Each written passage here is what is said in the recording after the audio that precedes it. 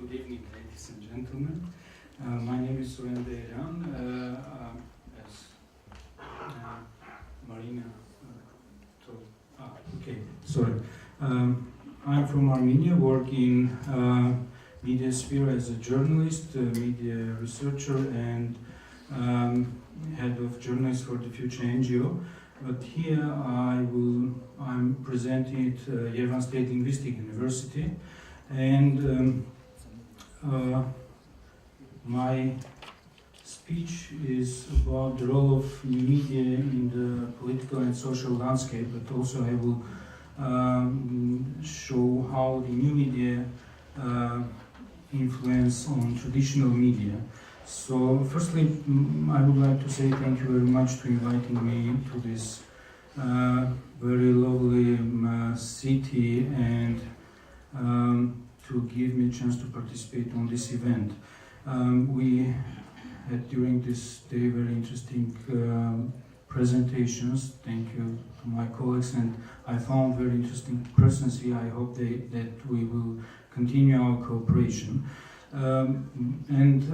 Now, before starting my presentation, I just want to give you some fresh give some energy.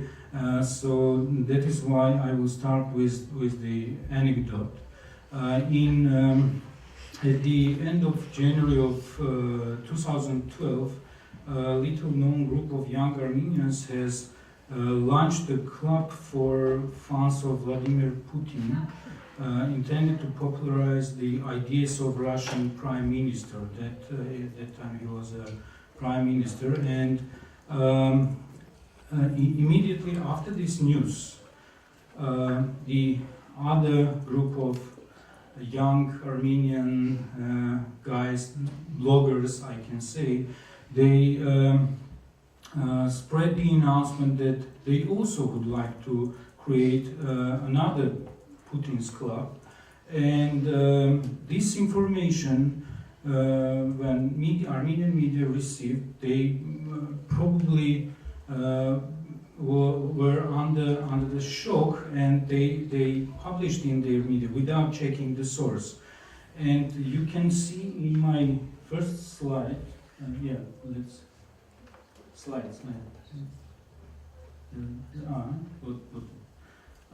you can see this is the well-known Armenian news website which is published also this information, this announcement, and you can see under this information who signed.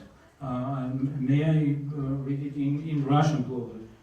Первое военно-патриотическое движение, Центр армянская медиагруппа, Барсаян медиа, военно-патриотическое движение «Русские орлы», сотрудничество во имя демократии, инициатива «Темные силы» и другие. Там были еще и организация «Один слон» и так далее.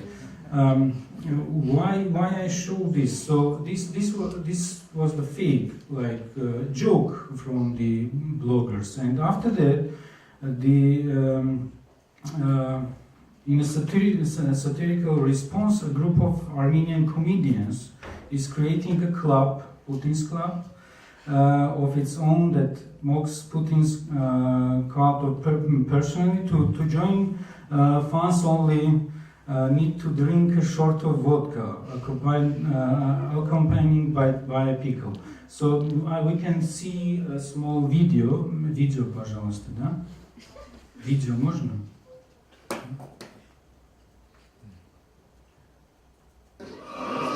This is the open ceremony of third or maybe four Putin's clubs in Lviv.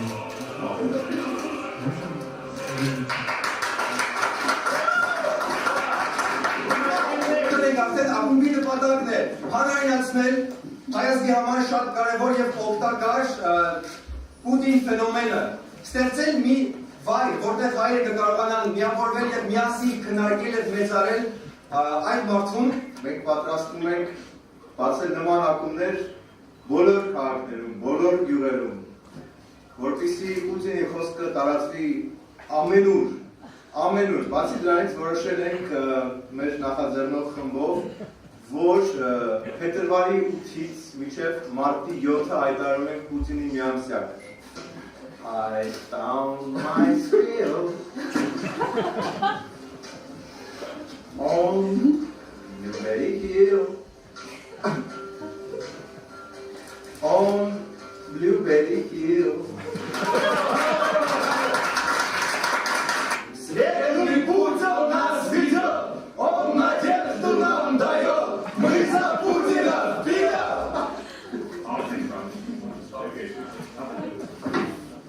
Հաղթանակի կենացը։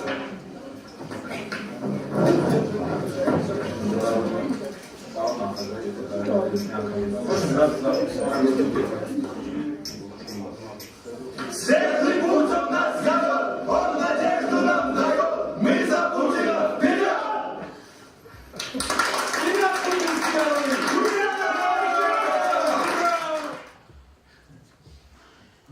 Let's continue.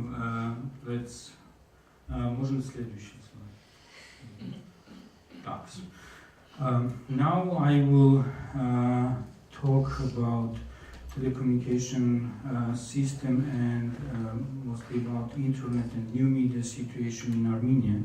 But before that, I will talk a little about our country, probably for that people who not so much information about that, or it is more maybe old information. So Armenia is a country with territory of 29,800 square kilometers with monoethnic population.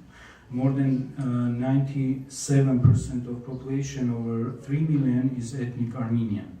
After the collapse of the Soviet Union, the country faced serious obstacles. The end of 70 years of Soviet central planning left it without a viable economic base and political institutions.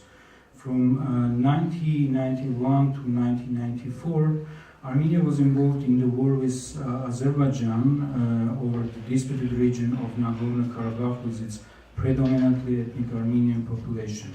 During the war, the gas pipeline from Russia was blown up. This caused a 3-year energy crisis in Armenia because power stations could not produce electricity or heating for the population and industrial enterprises. A year after an earthquake in 1988, the Armenian nuclear plant was closed because of fears of an explosion similar to that at Chernobyl in Ukraine. These factors affected the development of the economy, including telecommunications. And only in the middle of 2000, there was some changes in telecommunications sphere. After demonopolization of telecommunications sphere in Armenia in 2008 and 2009, and the reduction of tariffs have made the internet available and affordable throughout the country with profound impacts of many areas of society. After that, traditional media have lost its monopoly on news.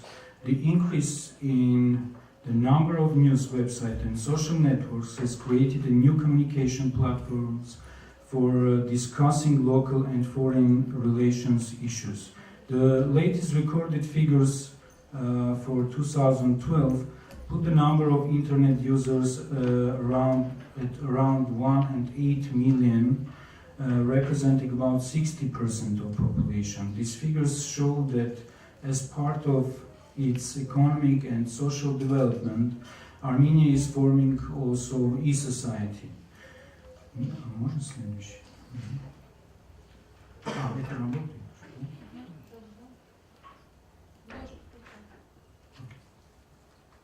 So the growth of the internet and new media in Armenia has brought positive changes for state institutions, media and social life. According to the International Telecommunication Union, in 2011, Armenia was considered to be the most dynamically developing country in the sphere of telecommunications. From 2008 to 2010, the ICT Development Index shows an increase of 31%, with Armenia climbing from 86th to 72nd place in the world rankings.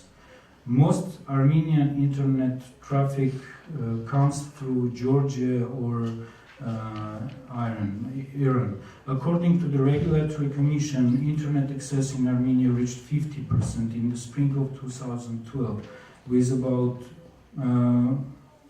500,000 broadband internet users.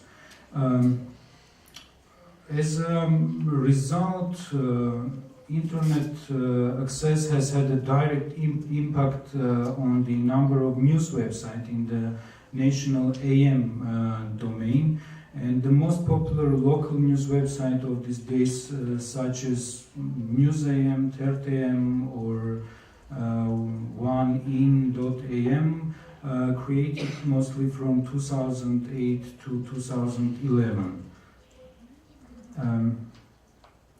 A study by Circle AM, which is only Armenian web resources rating system for a long period, shows that the website based on ARMNet registered in Circle AM increased nearly 8 times from June 2005 to June 2012, especially from 2009. You can see on this slide.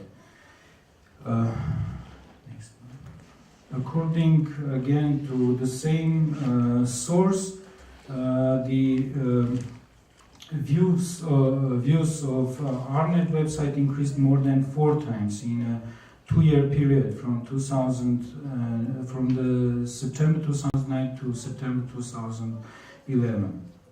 But frankly speaking, we have to mention here that the price for national AM domain is not cheap if compared with international prices. It cost about $33 US, which is about 3 times higher than the price for other domains like .com or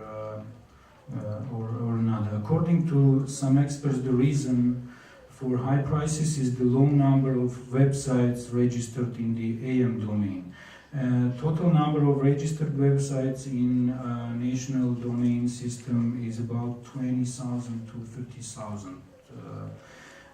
In addition, many websites with Armenian content still hosted outside the country. The main reason is the distrust of local hosting regarding service security and again regarding price. According to Alexa.com, which is a leading provider of free global web metrics, the websites with Armenian content used by internet users from Armenia represent only 1/4 of the top 20 websites, and what is interesting that they non-rank in the top 10. The most popular websites in Armenia are Odnoklassniki, are Facebook, Google, YouTube, Wikipedia, and Yandex. And only from 11th place we can see in this rank that comes Armenian local websites. The first Armenian news websites established in 2000 when there is no any we can say users in Armenia, so mainly they create these websites for foreign visitors, for foreign readers, especially for diaspora of Armenia. And it was such websites have mostly concentrated in their English version or Russian version rather than Armenian version. And only in 2000, as I mentioned already, in 2008, we see how the number of websites are growing.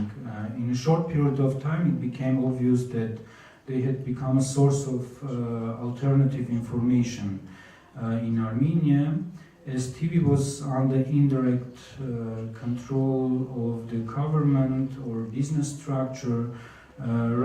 Radio provides mainly entertainment programs, and the print media, with its small circulation, and politicized content not so in interest of our population. Nevertheless, the main source of information for Armenian population is still TV.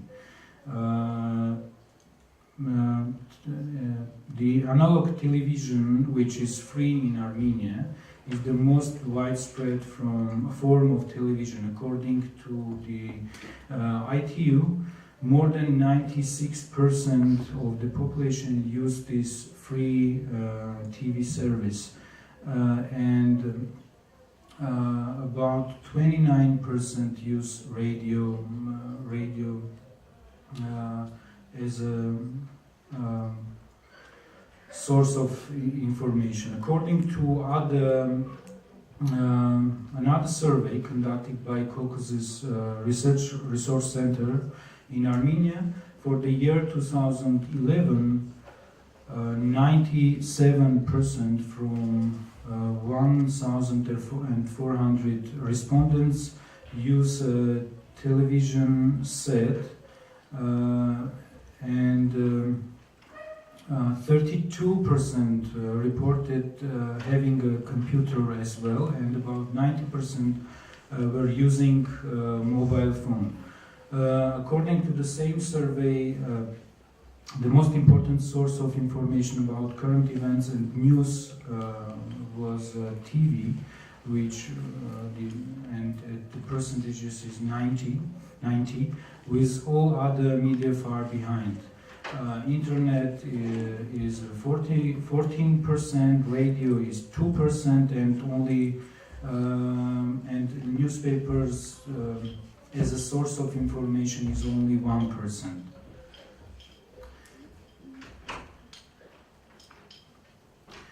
We can see, this is the statistic for websites, news website, and we can see that this is the top 10 websites in Armenia according to the Circle M rating system. But in this system there are about 200 news websites, and which shows that today anybody, any political party who can support any small group of people who are interested to write something, they can create a website, call it like it's a news organization, and start to do news today, without mentioning name of this organization, who are responsible for this content, who is the authors of this content, and which is, I think, which is problematic for our countries, because I will talk about it. So you can see that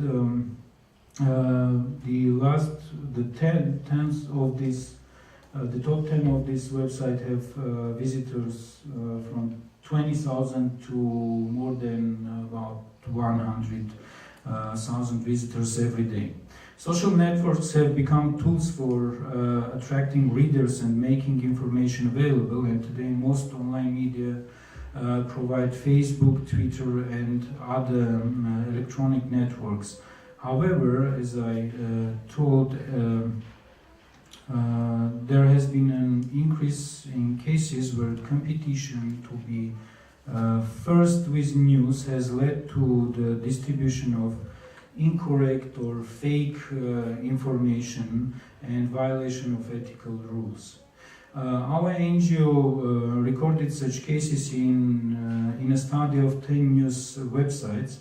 11% of the articles did not have a clearly reflected source of information, and 80% mentioned only one source. Most of the articles were classified as news, press conferences, and research results. Only few were based on analysis or interviews.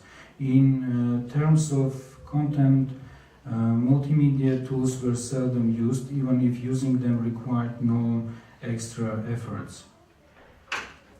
I will also speak here about the role of social networks in election processes, which was very interesting during last 6 years, I can say. But during the parliamentary elections in May 2012 and presidential elections on 2030, the internet became an important platform for political campaigns. Political use of the internet had been evident since 2011, when most of politicians registered their pages, personal pages in social networks, especially on Facebook. And today we have the ruling party, several ministries and several MPs are very active in social media, in Facebook, and they react on any kind of discussion, just try to keep people in social media rather than to give them, like they try to be there in this discussion, that people say everything and relax, not to go for demonstration and other steps. Parallel with the social networks, 2 crowdsourcing websites were created in the presidential elections period, enabling voters to get information about their rights and the elections process and have access to reporting from the polling stations. Other platforms provided for voter online activities. 2 websites featured citizen complaints about election fraud, violation of rules, bribery, and the use of government resources during the election period. In parliamentary elections, all the parties started to register their official pages. In other words, they began to understand that the internet is an interesting platform for a campaign too. First time the opposition started to use the internet activity during presidential elections in 2008. Thought the number of users was not so large, and main campaign tools were TV and newspapers.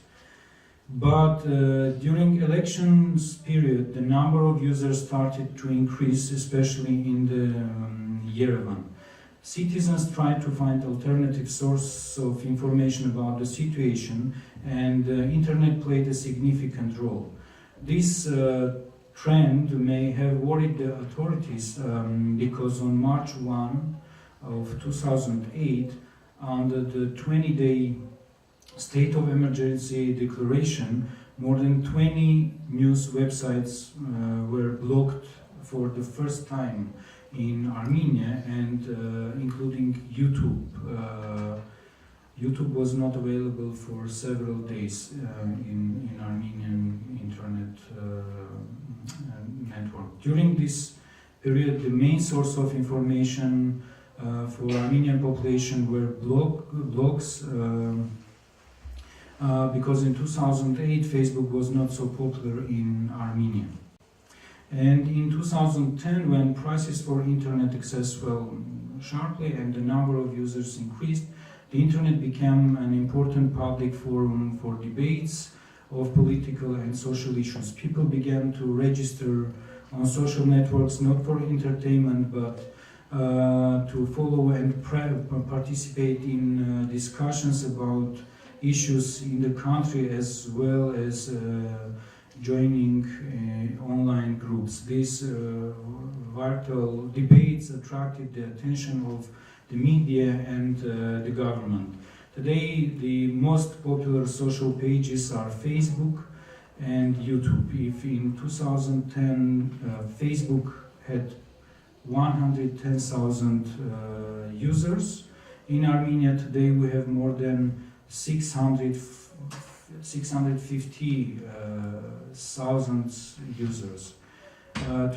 Twitter is not popular in Armenia, mainly because of the limited words and the absence of the Armenian language. This is the main part of my presentation, but I will also show 3 slides, 3 examples of initiative comes from society and with the usage of social networks. But first, can you?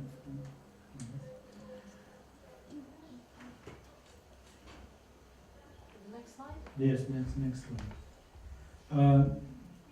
I would like to show this slide because this is the initiative of parliamentary reporters, journalists, who are calling on MPs to vote down on ratifying a national gas treaty with Russia. I would like to, this is very important because today we have such situation that journalists, parallel to their job, become a social activist, and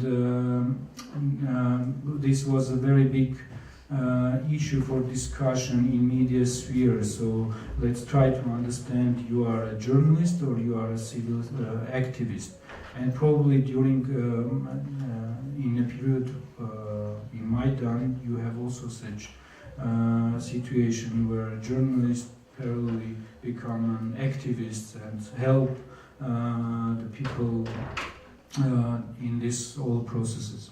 So you can see that 4 journalists stand in front of MPs, and the others from the window show we against Russian gas. Gas. Yeah. Next, please. This is the initiative in which was in 2013, July 2013, protest rally against increasing of city transportation costs, which is very little. I think cheapest cost for in the world, it's cost 25 cents, but the municipality decided to increase on 5 cents, so it have to. They want to make the new cost like 30 cents, but people start to protest this decision, and 1 month, and mostly teenagers, every day. Divided in groups and go to the bus stations, and with the posters, don't pay 150 drams, only pay 100 drams, you see there, and ask people don't do this, don't pay more than we pay usually. Parallel this, citizens who have cars start another initiative, the free car. They stop on the stations and took people to that way where they are going. The situation was, it was really interesting situation, and finally the mayor of the city stopped this decision, and till now this is the issue which is not solved. Till now, this already 1 year, the owner of this transportation system tried to have influence on municipality and asked them to increase the cost of ticket because they, as they say, that the 100 dram is not enough for such services.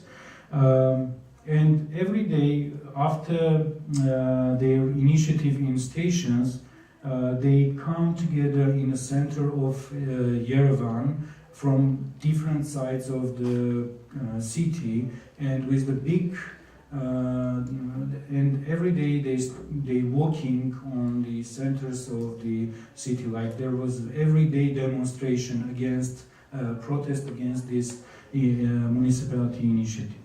Next. Yeah, just 1 second. You can see that this initiative possible thanks to Facebook. Like they create a page in Facebook, and you can see that the number of members of this group, about 10,000. Most of them are young generation.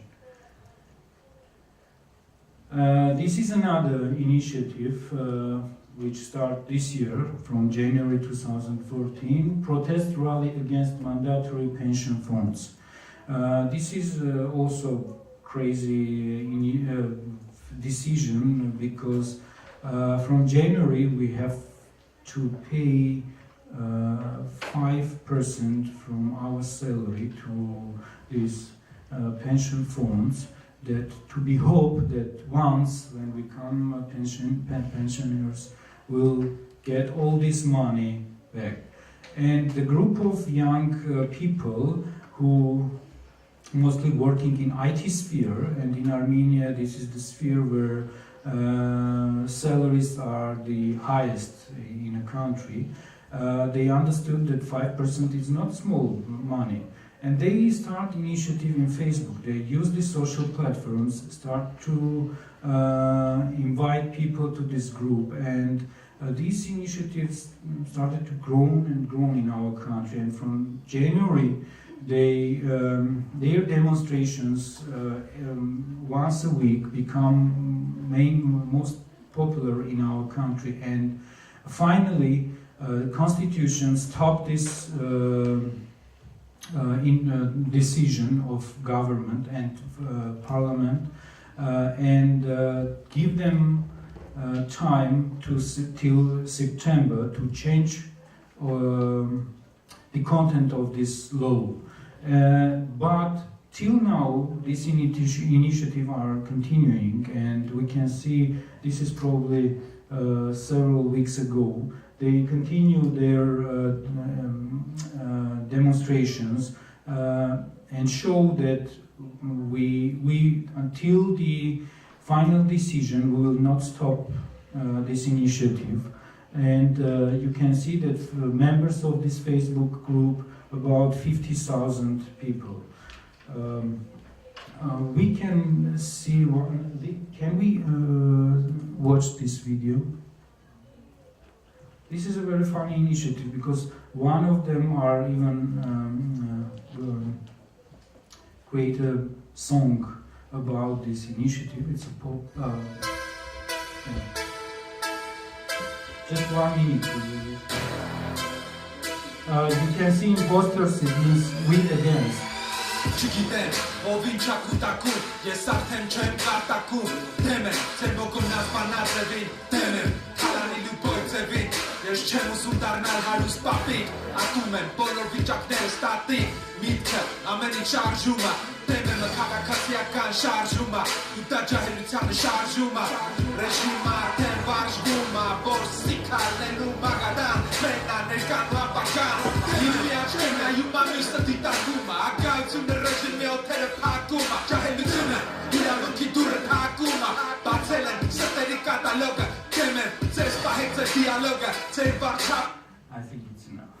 So, someone from this group came and says, guys, this night I didn't sleep and write this song.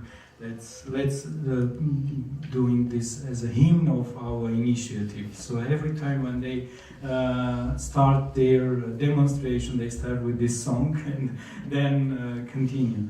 But after these two initiatives, I would like to show the third one, which will be this Sunday. I would like to show the difference of interest in several issues in Armenia. Please, next slide. This will be this Sunday, and several days ago, the group of another young people, civil activists, create this page, but you can see that till now only 600 people are interested to go into this initiative.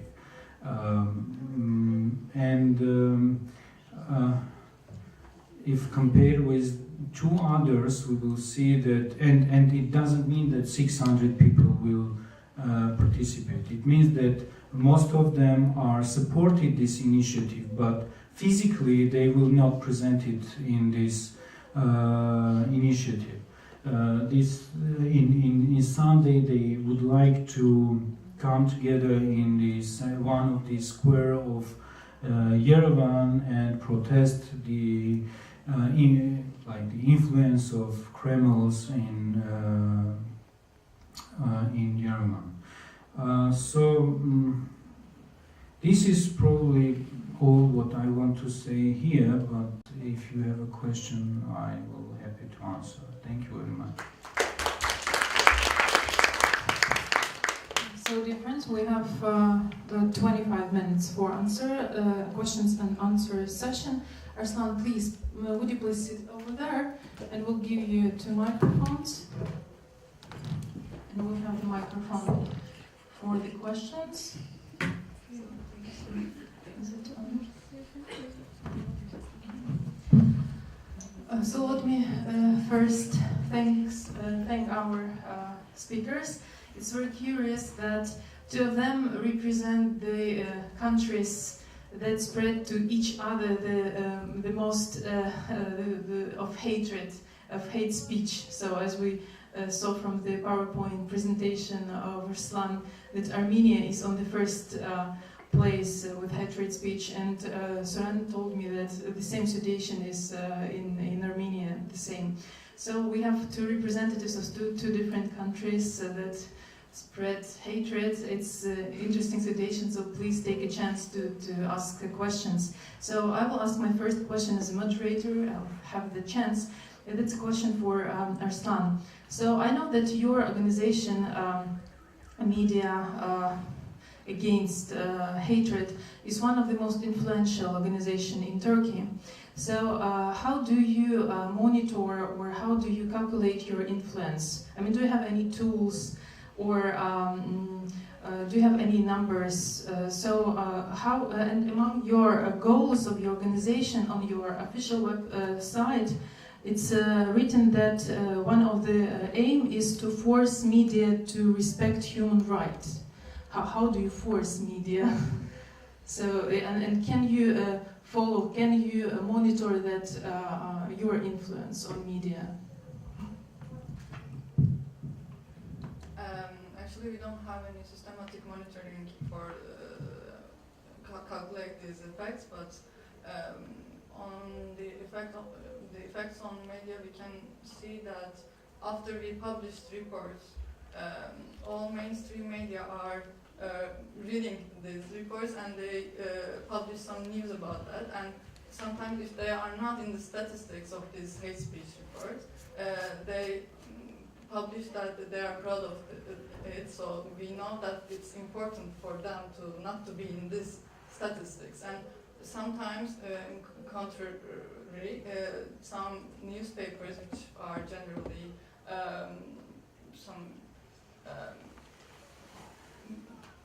I don't want to say the Islamist, but the conservative newspapers saying that we are proud to be in this statistics.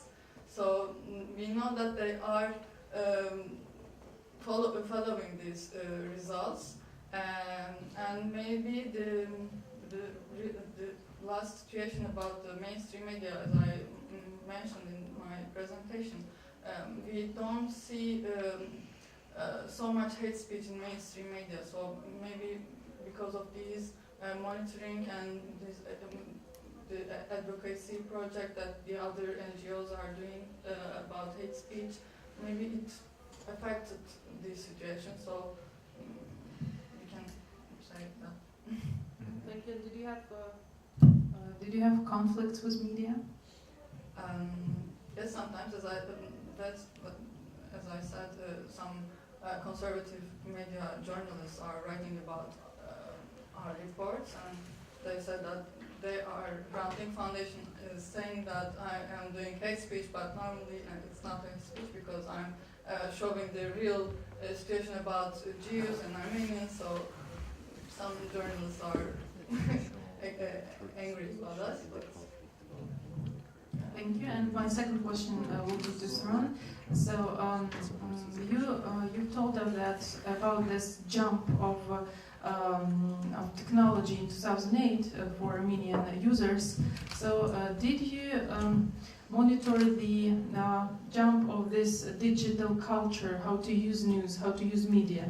Максим Саваневський, during his speech, told us about that Euromaidan has changed a lot in our perception of news. Social networks became news sources for us, not just the social networks for fun or just for communication. So did this jump in 2008 change the situation in Armenia, how to perceive news, how to fact checking, how to do this fact checking, and do ordinary users in Armenia understand where fake is and where not?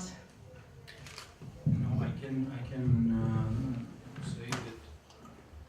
Okay, I can say that media literacy in our country is in the not high level. So we have this issue, and people start to use these social networks. They mostly because the situation today is this in everywhere. With each person with the unique users. I mean, today we not the person try to find any news, but the news come to his monitor. So the same in Armenia. People want or note this information come on their screen, and they part of them are use of this information without understanding the checking the facts or sources even. That is why I mentioned today everybody can create a website and code with that it's a news website without any without any responsibility. This is a very bad for this time, but if I not mistake, Sergey in his presentation says that he sometimes use anonymous page to write something in different groups. I can say the same situation in Armenia. If I present the number of Facebook users, 600,000, I think it means that part of them is the fake users. I mean, part of them is the second pages of the same person, which means that, and the bad thing is that this manipulation in information sphere starting to grow. The news websites use the fake, the information from fake page or user. The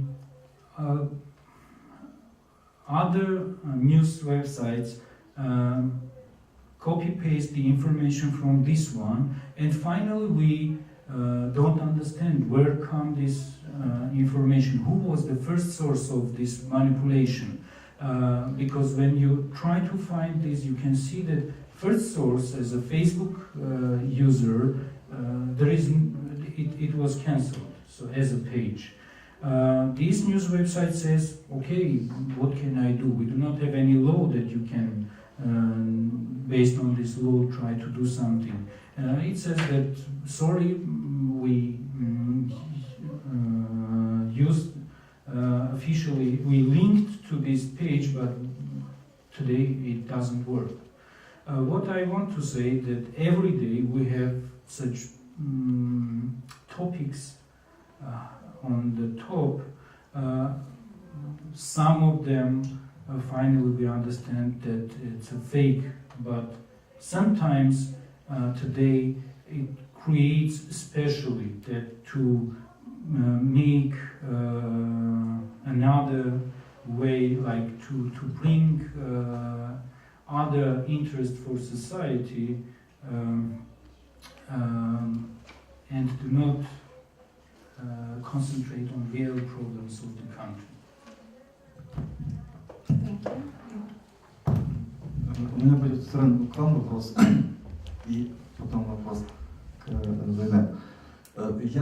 Если брать постсоветское пространство, да, всегда есть темы, которые, с одной стороны, провоцируют язык ненависти в СМИ, да, но с другой стороны, они очень часто служат темами, которые национально мобилизуют. Вы понимаете, о чем я говорю, да? Вот есть ли такие темы в Армении и в Турции, которые очень сложны с точки зрения, что они могут провоцировать ненависть другим, но в то же время они играют на национальной мобилизации страны или отдельной группы, если мы говорим о Турции. Потому что если, условно брать даже то, что сегодня говорила здесь Ольга, да, то вот идентификация постмайданная бандеровца, или если брать даже еще более общий пример, что в Украине произошла достаточно сильная смысловая трансформация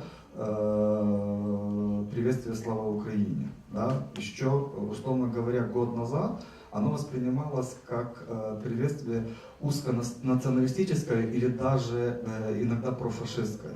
Да? Сегодня то, что вчера вызывало очень большие дискуссии, сегодня воспринимается совсем по-другому, и в многих вещах это играет, да, как мобилизующий такой фактор.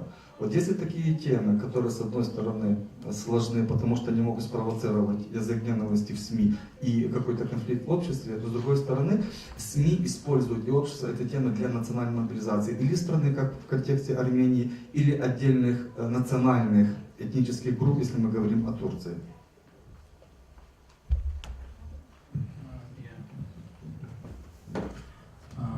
Я, наверное, попробую коротко ответить.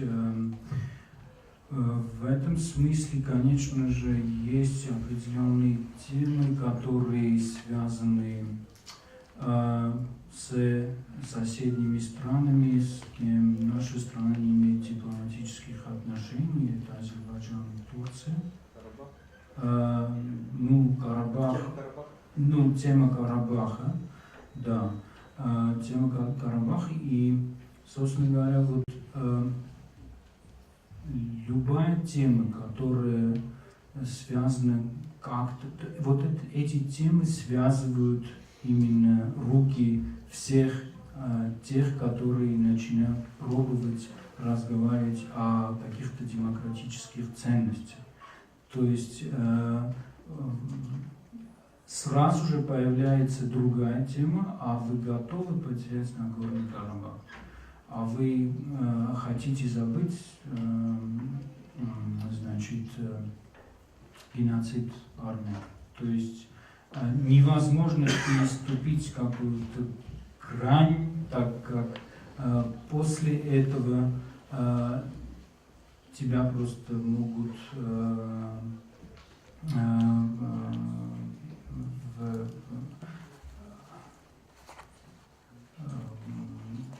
не понять. То есть ты станешь непринятым обществом.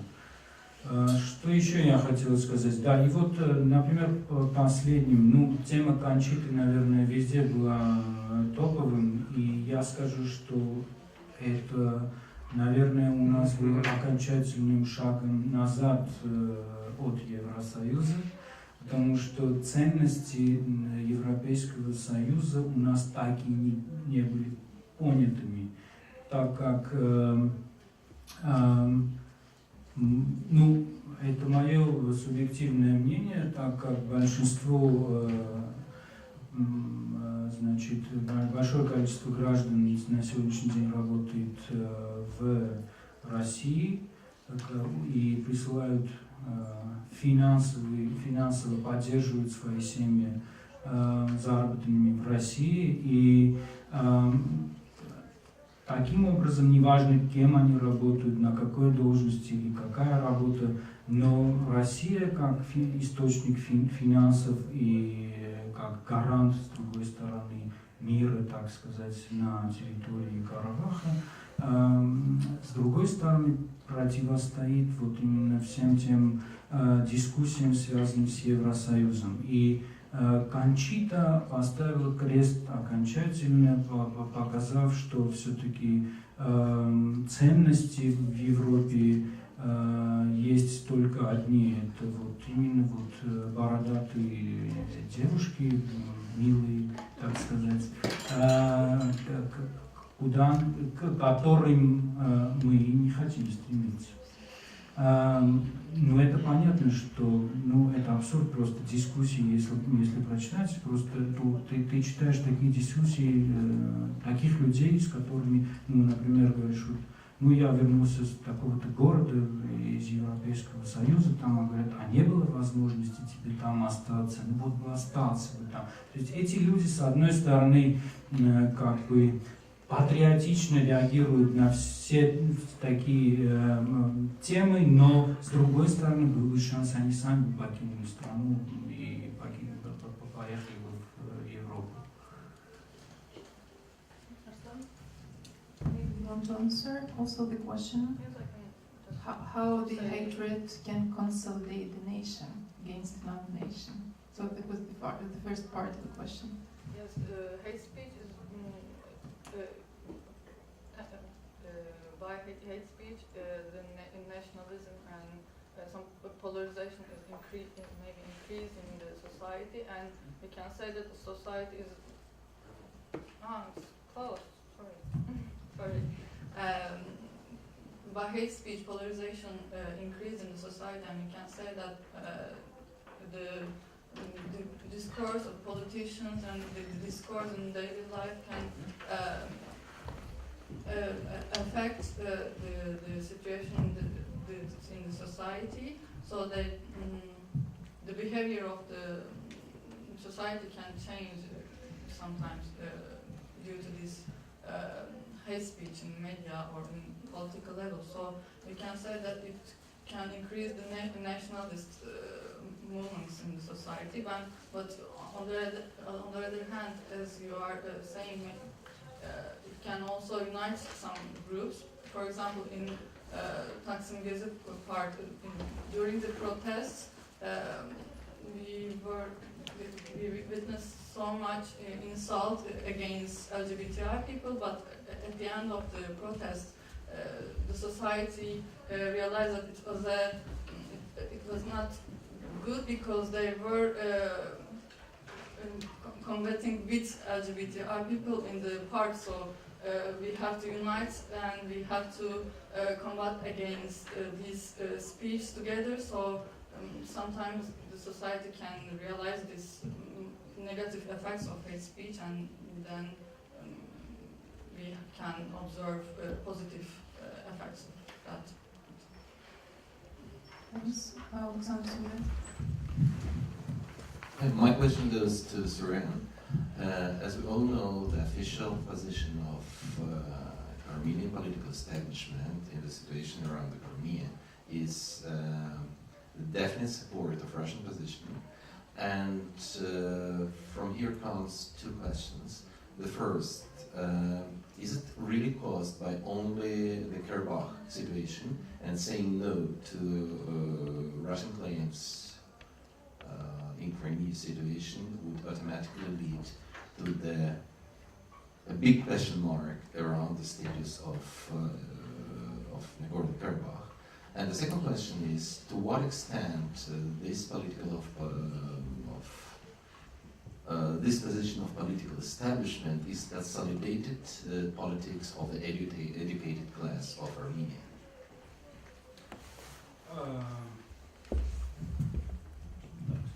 Я на русском, да?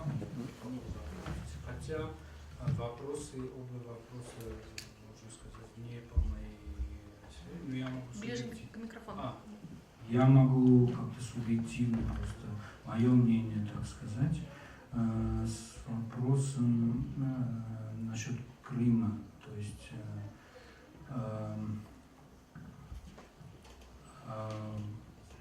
ситуация такая, то есть там у нас Я как понимаю, официальная сторона, официальный Ереван просто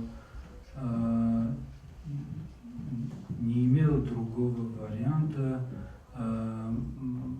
проголосовать против вот этой, то есть проголосовать за резолюцию, да, которая была поставлена на стол, так как на сегодняшний день с вопросом Карабаха ситуация такова, что наша сторона признает, значит, решение населения территории, ихняя сторона признает территориальную целостность. И вот и нас опять же таки использовали, можно сказать, и не нас, это официальный Ереван использовали в этом смысле, и даже в том плане, потому что до конца у нас заверяли, что будут голосовать нейтрально, ни за, ни против, но сразу же на следующий день стало известно, что все-таки они попали в список Конго, кажется, или Зимбабве. Да, то есть мы попали в черный список, так скажем. And to what extent this position of the political establishment in consolidated politics of educated part of your population? You know, we have different, how to say, the educated part, it's, for me, it's not an objective thing, I think. Okay, enlightened. In civil society, maybe would be. Okay. So they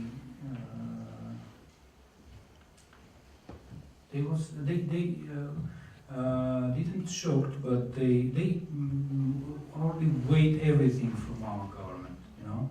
So we do not have such a position which will radical steps in, so because we have, for example, we have about 20 MPs in parliament, but they do not have much power.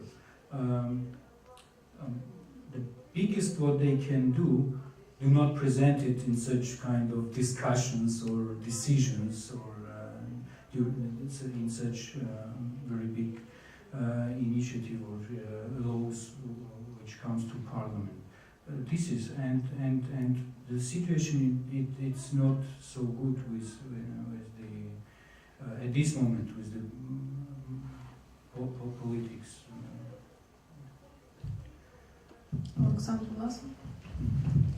My question to Zeynep, do you see any sequences or, let's say, influence of what politicians in Turkey says to the hate items you find in media? Well, for example, the first I have memorized the situation in humiliation of a Turkish ambassador in Israel and a huge political crisis after that, where a lot of hate speech were found in politicians' words. So, do media just spread it into their audience, or they have their own agenda and don't warmed by politicians' hate speech?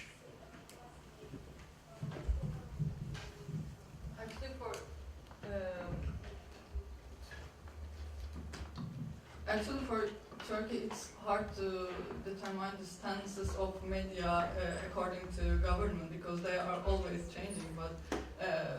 But generally, some mainstream media can directly transfer what the government says, even if it includes hate speech, and by putting these sentences in the headline, in sub-headlines, they are reproducing these hate speech. We can say that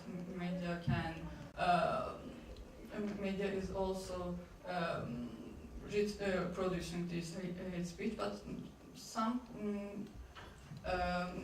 opposition media institutions, which are not so much in Turkey, they can sometimes criticize the government's speech, but generally in local media and in mainstream media we can say that these hate speech of the government in political level are reproducing again in the media, and so I don't know if it is a good answer for your question. Well, actually my point was, does opposition media feel themselves that the interest of country and of nation force them to receive, to take part in these hate speech items, not because of their wills, but because of, because the audience will too, and because the governments will too. So they should stay in the side of government and the side of pro-government media as to be as not the enemies of the nations out there, no? And keep this hate speech when generally they're in opposite to this. Maybe if I understand well, generally lots of media institutions have to repeat what the government and what the dominant class is saying because of their economic interests. So maybe we can understand their stances according to these factors. So, yeah, like this. Any other questions here? The last one, probably. Everyone is tired already. Okay, thank you.